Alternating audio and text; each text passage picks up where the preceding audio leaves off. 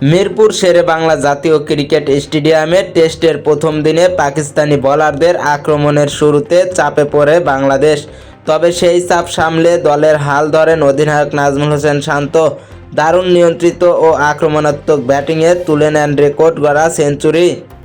অন্যদিকে nervous 90s এর আক্ষেপ নিয়েই মমিনুল হক 91 রানে থামেন।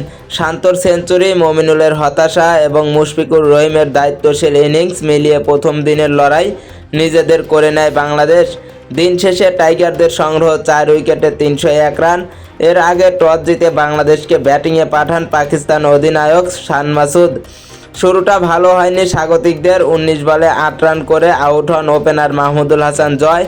তাকে আউট করে আইসিসির বিশ্ব টেস্ট চ্যাম্পিয়নশিপে 100 উইকেটের মাইলফলক স্পর্শ করেন শাহিন শাহ আফ্রিদি। এরপর দ্রুতই ফিরে যান আরেক ওপেনার সাদমান ইসলাম। 30 বলে 13 রান করে তিনি হাসান আলীর বলে আউট হন।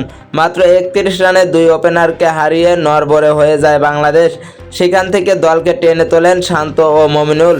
দুজন মিলে গড়েন 170 রানের বড় জুটি। এরপর সেঞ্চুরি তুলে নেন শান্ত, যা ছিল তার ক্যারিয়ারের নবম।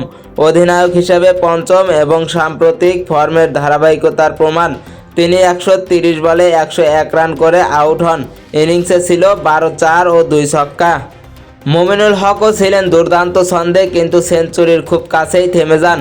200 বলে 10টি চারের সাহায্যে 91 রান করে তিনি এলবিডব্লিউ হন নোমান আলীর ওভারে। রিভিউ নিয়েও সফল হননি। শেষ দিকে মুশফিকুর রহিম ও লিটন দাস দিন শেষ করেন অপরাজিত থেকে। মুশফিক 104 বলে 48 রান এবং লিটন 8 রান করে মাঠ ছাড়েন। পাকিস্তানের হয়ে একটি করে উইকেট নেন শাহিন শাহ আফ্রিদি, হাসান আলী, নোমান আলী ও মোহাম্মদ আব্বাস।